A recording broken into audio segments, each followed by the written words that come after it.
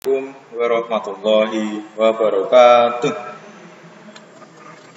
Selamat pagi anak-anakku semua, siswa-siswi SMP Budi Utomo Surakarta, khususnya kelas 8. Bertemu lagi dengan saya, Ustadz Ilyas, kali ini pada mata pelajaran prakarya. Oke, seperti biasa, Ustadz selalu mengingatkan kita supaya tetap semangat dan termotivasi dalam mengikuti pembelajaran yang kita jalani setiap hari atau sehari-hari, meskipun ada beberapa di antara kalian yang masih harus mengikutinya secara daring, bahkan harus dari rumah.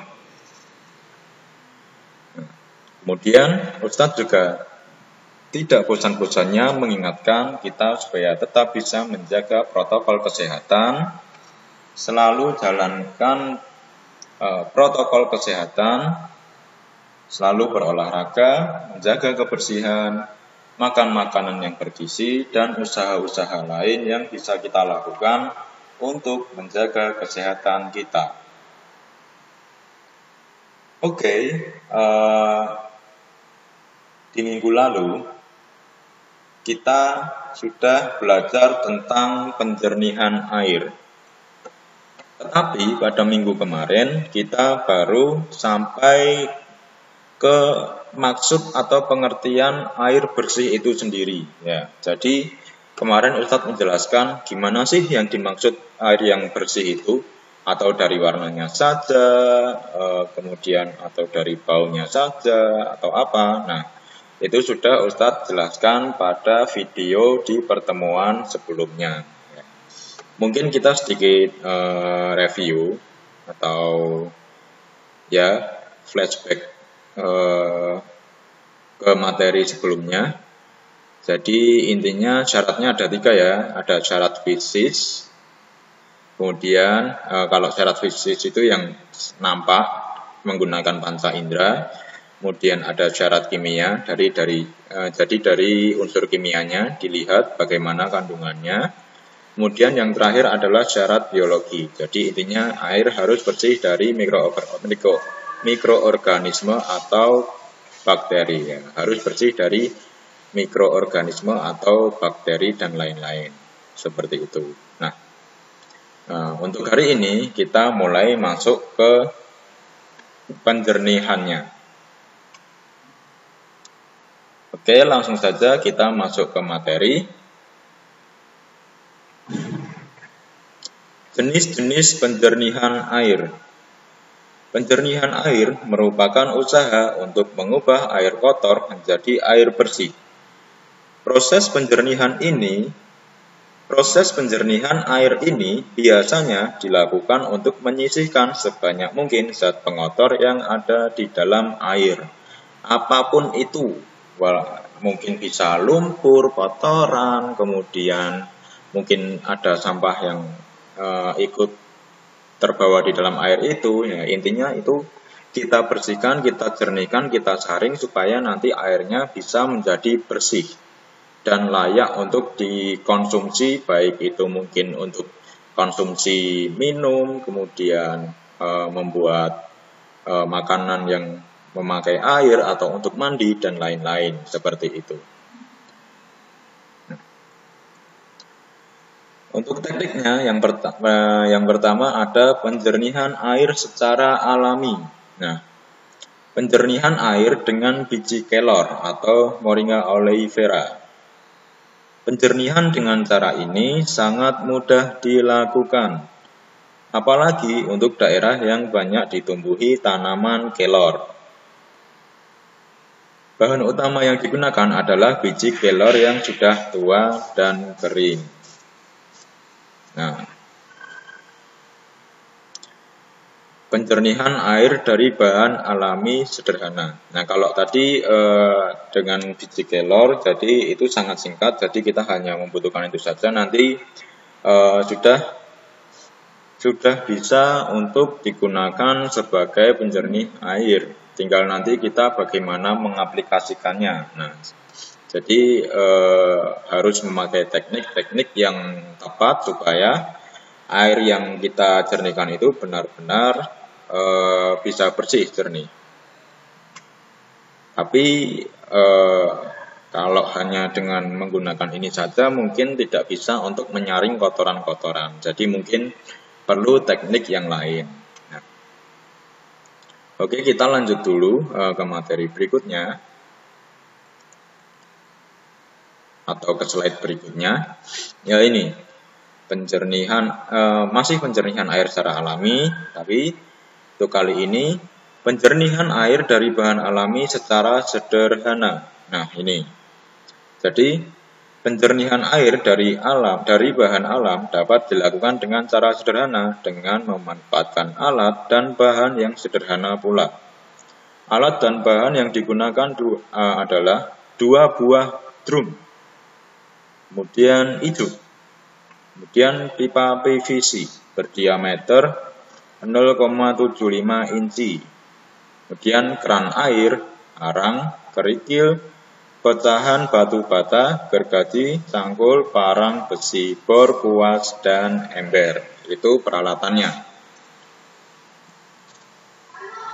Nah, jadi ini juga masuk secara alami, tapi ini ada tambahan sedikit teknis atau teknologi yang digunakan. Nah, jadi nanti kita menjernihkannya itu menggunakan drum atau bisa diganti kalau misalnya yang kita saring atau kita jernihkan itu hanya sedikit, kita hanya membutuhkan bekas botol air mineral saja itu sudah bisa. Jadi nanti bahan-bahan ini disusun. Jadi yang paling atas itu yang besar-besar dulu, misalnya kerikil. Jadi kalau menyusun mungkin dari bawah dulu ya, karena nanti agar bisa tersusun semua itu yang disusun dari bawahnya. Jadi yang paling bawah itu ya yang paling ukurannya kecil dan bisa menyaring air dengan sebersih atau sedetail mungkin. Seperti mungkin kayak biasanya bisa menggunakan pasir atau mungkin kalau di sini bisa menggunakan ijuk itu. Kemudian ditambah juga mungkin ada arang, mungkin arangnya tidak sembarangan ya. Jadi intinya arang itu mungkin untuk menetralkan zat-zat yang ada di dalam air yang akan kita jernihkan. Nah setelah itu baru nanti di atasnya dikasih kayak kerikil, pecahan batu bata dan lain-lain. Jadi intinya disusun, misalnya paling bawah pasir, kemudian di atasnya ada ijuk, kemudian ada kerikil. Jadi nanti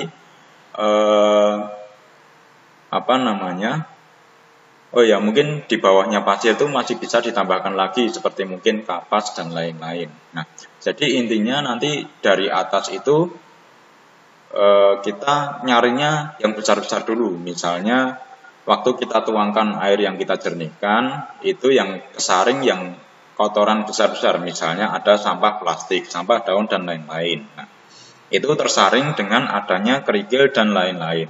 Nah, kemudian kalau yang kotoran lebih kecil nanti akan disaring lapisan yang di bawahnya, misalnya ijuk. Nah, ijuk itu untuk menyaring misalnya ada kotoran kecil, tidak sebesar daun, sampah plastik, dan lain-lain. Nah, nanti masih disaring lagi, misalnya ada kotoran yang lebih kecil lagi, misalnya lempung dan lain-lain. Nah itu akan tersaring dengan adanya pasir yang kita tuangkan tadi itu. Nah kemudian setelah itu barulah yang paling bawah adalah kapas. Nah itu penyaring paling akhir. Jadi intinya kotoran sekecil apapun nanti bisa tersaring semuanya.